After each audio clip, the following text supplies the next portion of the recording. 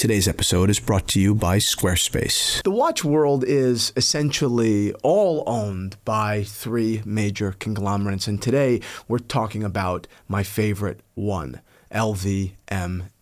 We're going to talk about the interesting things happening in the watch department of this, incredible conglomerate. This conglomerate that understands, I think, maybe better than the other two major players, being Richemont and Swatch, how to be most mobile in this era, how to acquire assets, brands, make partnerships that matter to both the real hardcore watch community and the masses, how to leverage celebrity. Again, LVMH goes far beyond the watch world. They are skilled in this tactic. And ultimately, how to produce product, be it from these, small, interesting, lovable, independent brands that I mentioned before, or from large brands with heritage and history, and how to produce product from those brands that is still exciting. It is hard to take a large brand with heritage and thousands of employees, this big ship, and turn it. Richemont and Swatch, I think, both have, headwinds in doing it. They've proven that is very difficult. And yet LVMH seems to be able to do this better than anybody. So today we're going to walk through a couple of points here, a couple of the assets and a couple of the decisions that LVMH has made in the recent past that I find really interesting. We'll do this in no particular order. We'll start off maybe with the most obvious, right? The lowest hanging fruit, Bulgari. The Octo Finissimo as a collection, not just as an individual watch, but as a collection of watches in all different sorts of metals and complications, from chronographs and interesting sketch dials and collaborations with different artists. This is really, I think, one of the most interesting, artistic, and dynamic collections in the watch world, and still it maintains its integrity as a real watch. That's not easy to do. A lot of brands have a lot of trouble in creating things that are new and fresh within the confines of a particular watch, right? I mean, let's look at Patek Philippe's 5711, and who knows, Patek Philippe may one day be owned by LVMH. In fact, I have a bet out there with somebody that may think I forgot making that bet because we're having a couple of cocktails, but if you're watching, my man, we'll keep that bet. Think of the Nautilus. Think about some of these other collections within Patek Philippe. Think about the perpetual calendar chronographs. Think about all these different watches. And I love Patek. Think of the Calatrava, but Patek is a good example of a brand that, does produce great watches, of course, and they have strong watches, but the collections that those watches have are not, generally speaking, as dynamic or as interesting or as differentiated as something like Bulgari. Bulgari has what is essentially a perfect canvas in the Octo Finissimo, and I would say that the Nautilus is also a perfect canvas. But the Octo Finissimo then, as a collection, has all of these variations of equal integrity. The Nautilus, I can't say the same about that. In a particular, year, you've got a couple of colors, you've got a diamond or two, sure. Maybe there's one or two interesting complications. I think the 5980 in this new denim colorway is great, but I gave that credit recently. This did not exist until this past year's Watches and Wonders. 5712, of course, a great watch, but we're talking about, two or three variations of this watch that I think are great, and then a couple that I think are a little bit subpar, frankly. And you look at a Bulgari Octo Finissimo, a newer watch, right? A watch that was only designed really in the last decade, I believe, and a watch that I think is maybe the logical, although it's a little bit big, the logical successor to the Genta, the movement that Gerald Genta started, right? This idea of integrated sports watches that juxtapose, elegance and industrial design, right?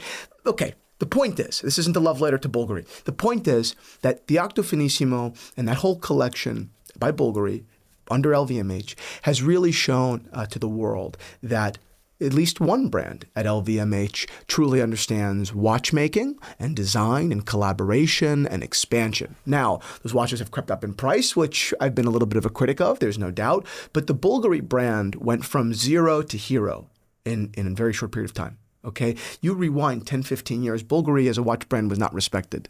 Okay, maybe they had a couple of watches at one point that were a hit that ultimately, depreciated and no one cared about, and you could buy them at gold weight or you could buy them for nothing, right? Bulgari is not a brand that has had staying power in the watch category. Not really, right? But now these watches are, I think, or they will be forever relevant. Right? You buy a Octo Finissimo from 5 years ago, that watch will be relevant in 25 years. I stand behind that completely. It was a perfect design then, it's a perfect design, 20 years from now. Right, so that's a really good. I was going to say it's a base hit, but it's much more than a base hit, and I think it's a really good place to start. Well, another question: What does Bulgari as a brand own? Because Bulgari is an asset of LVMH, but are there assets of Bulgari? Well, yes, there's one really interesting asset of Bulgari. It's the Gerald Genta brand. Gerald Genta, before he went on to go start Gerald Charles, the watch brand that I actually picked up a skeleton from back in December, an amazing brand. It was Gerald Genta's last brand. Before Gerald Charles was the Gerald Genta brand.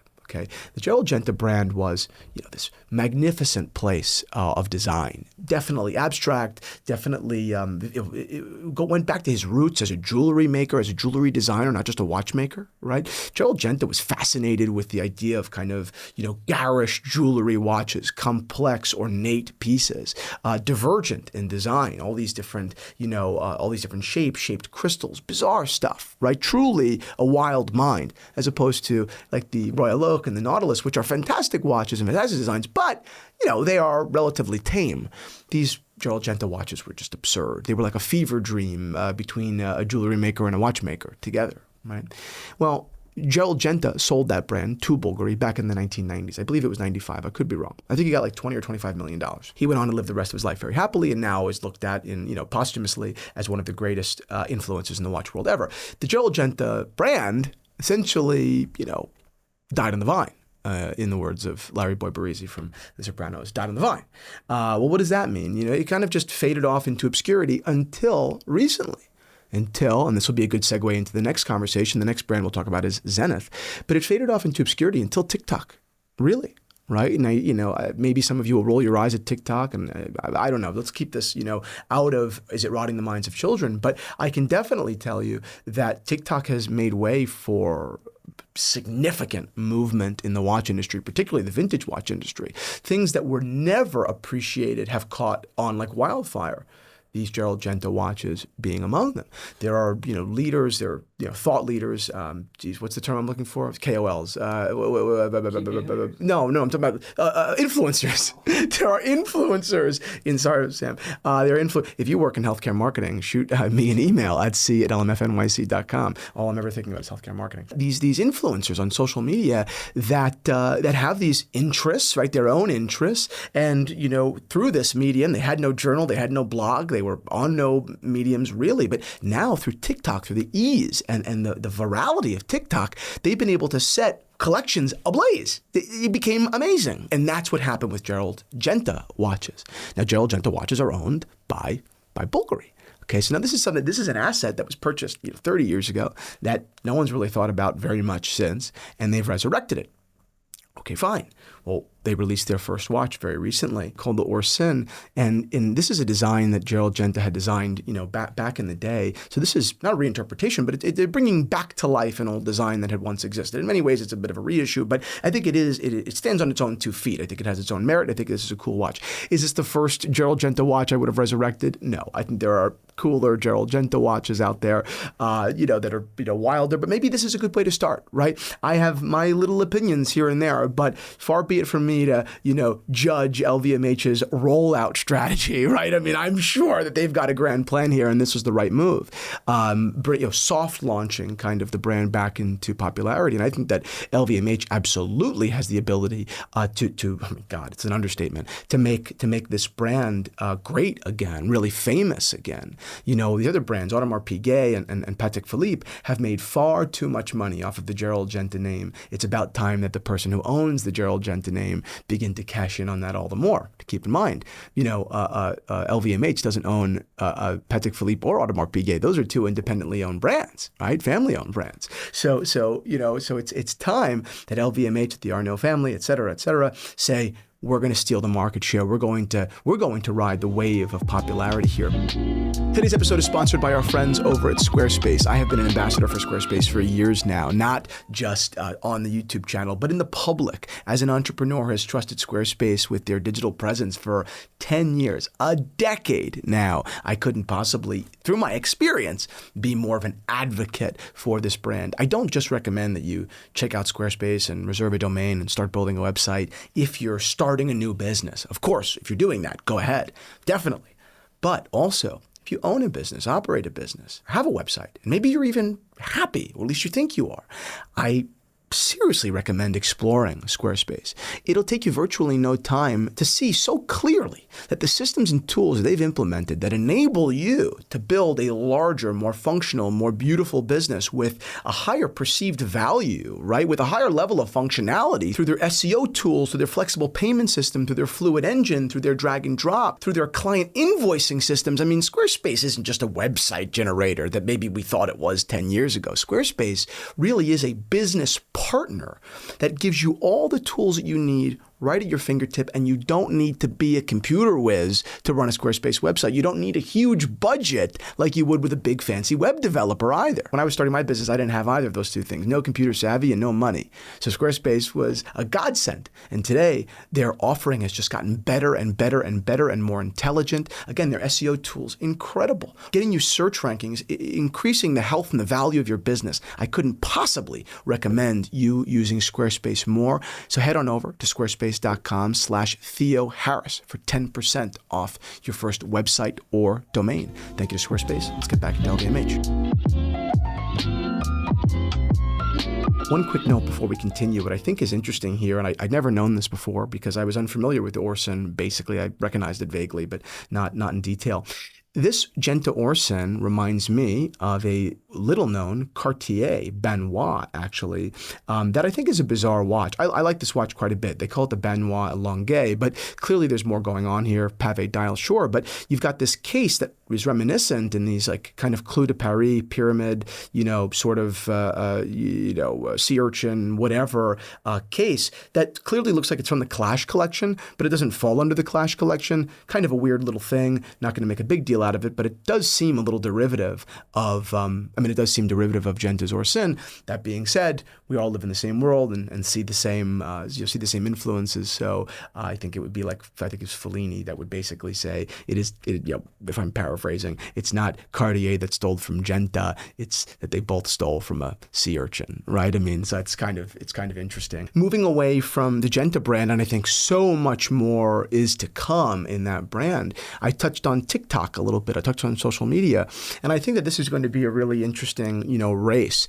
I think that the brands in the watch space that understand and then implement the systems, that allow for this, frictionless, right? Without extensive legal review, without all this red tape, right? Without a lot of, revisions and everything. I think the brands that understand user-generated content, particularly for, activation of celebrity endorsements, those brands are really, really mobile, right? Historically speaking, when you do a brand, sponsorship and you do a celebrity, ambassadorship, it's like lost in translation. Right? It's very kind of contrived and it's just, drinks and Tory whiskey or whatever. It's very empty, basically. And I think that standard is now subpar. I think that all of these brands that have been spending millions and millions of dollars on using the likeness of a celebrity, I think that they are leaving a lot of room for other brands, other mobile brands, to say, well, what if we put a little bit more work into this activation? What if we used our opportunity in the time that we're buying from celebrities, and the celebrity I'm talking about is Aaron Rodgers with Zenith, another brand in the LVMH collection. What if we use the time that we're already paying for and we activate this partnership in a more intentional manner? It's exactly what I think is happening with LVMH. I think that it's going to be happening with Tag Heuer in a better way, and I definitely think I saw it happen with Aaron Rodgers in that collaboration. Sure, there were press photos. Sure, there were, they were very sort of generic corporatized, media that surrounded it. Fine. But Aaron Rodgers was on quite a few different influential TikTok pages talking about the launch of this piece.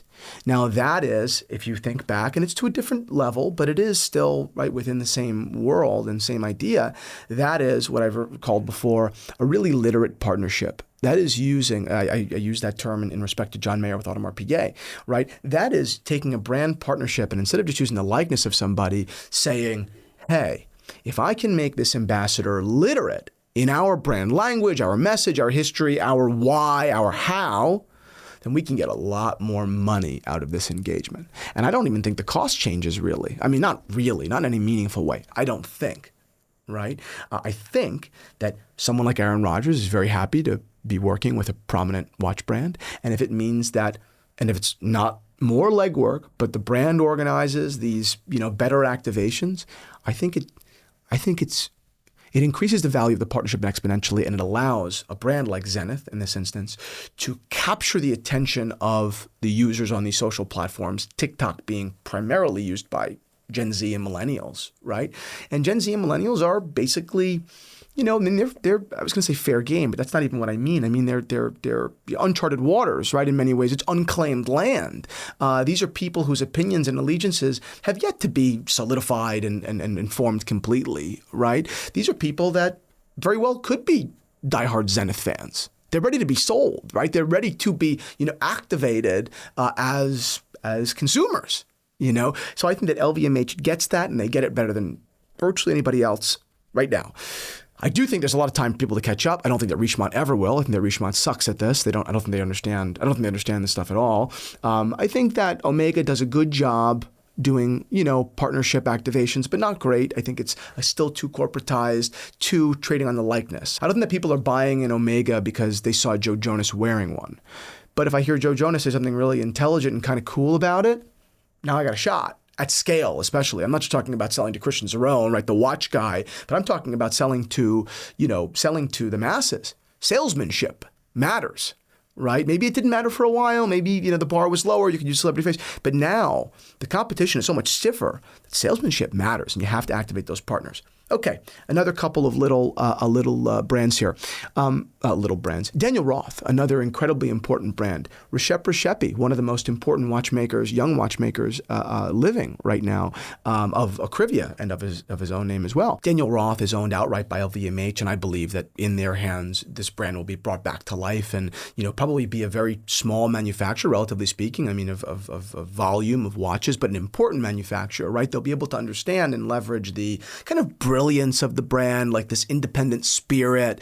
That reminded me of Annie Hall, Juliet the Spirit and Satyricon. And I think that they'll be able to do a really great job in bringing that brand to life, sort of being maybe, or taking a page out of the FP Jordan playbook, right? How do you become an independent with independent voice, a divergent kind of perspective, but being run like a real business?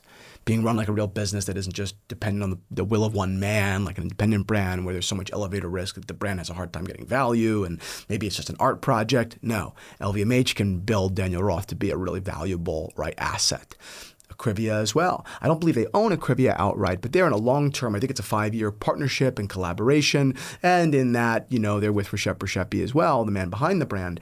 And, it's clear, right? I mean, LVMH is one of the, most influential, powerful, rich, et cetera, conglomerates, if not the, in the space. And I mean, it's evident that they would want Recep, right? They want the golden boy. He's the golden boy, right? And I think that maybe they're playing a long game here, and he's young, and there's time, and they can demonstrate, the quality of the collaboration, and they can prove to him, and who knows how this plays out. But clearly it's on their radar, right? LVMH wants Recep, no doubt. LVMH also owns Xiaomi.